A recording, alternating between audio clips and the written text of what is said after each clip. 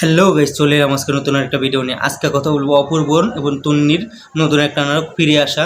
এই নাটকটা আমি দেখেছি, আমার কাছে কেমন লাগলো সেটাই বলবো। তার আগে বলবো এই নাটকটা যারা এখনও দেখেন দেখে আসুন, কারণ এই নাটকে সুন্দর একটা মেসেজ রয়েছে।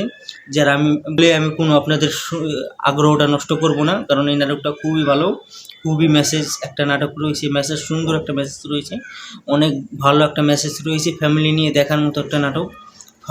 এটা কোনো প্রেম ঘটক কোনো নাটক না, এটা একটা রোমান্টিক তো আছেই, কিন্তু একটা সোশ্যাল মিডিয়ার একটা ভালো একটা মেসেজ একটা নাটক। যারা সোশ্যাল মিডিয়ায় সবসময় ঢুকে থাকেন, সবসময় ফেসবুক ইউটিউব নিয়ে সবসময় একটা মাসাকার অবস্থায় থাকেন, সবসময় কোনো সংসারের দিকে কোনো খেয়াল থাকে না, কিচ্ছু থাকে না, তারা হয়তো এই নাটকটা দেখতে পারেন। যে সবসময় সোশ্যাল মিডিয়ায় থাকলে একদিকে ভালো হয়, আরেকদিকে খারাপও হয়, অনেক খারাপও দিক আছে। যে সোশ্যাল মিডিয়াতে অনেক কিছু খারাপও আছে, অনেক কিছু ভালো আছে। যারা ভালো করতে চায় হয়তো বা ভালো হবে।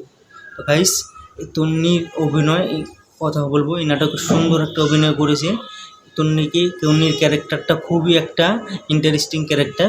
এই নাটকে তন্নি খুব ভালো অভিনয় দিয়েছে, পুরো পুরো দস্তুর একটা সুন্দর একটা অভিনয় দিয়েছে। আর অপূর্বর কথা কী বলবো, বরাবর অপূর্ব সবসময় ভালো অভিনয় করে, ন্যাচারাল অভিনয় করে, রিয়েলিস্টিক অভিনয় করে, সবসময় অপূর্বর অভিনয় আমি মুগ্ধ থাকি। কারণ আরফানের শুরুতে আমি বলবো ফার বেটার অপূর্বর অভিনয়। আমি চাই অপূর্ব যেন সিনেমাতে কাজ করুক, কারণ অপূর্বর সিনেমাতে আসা দরকার আছে, কারণ একটা পুরো মাসালাদার একটা নায়ক। তো গাইস, আজকে আমার অভিনয় এই নাটকটা নিয়ে এই পর্যন্ত। যারা এই নাটকটা দেখেননি দেখে আসতে পারেন।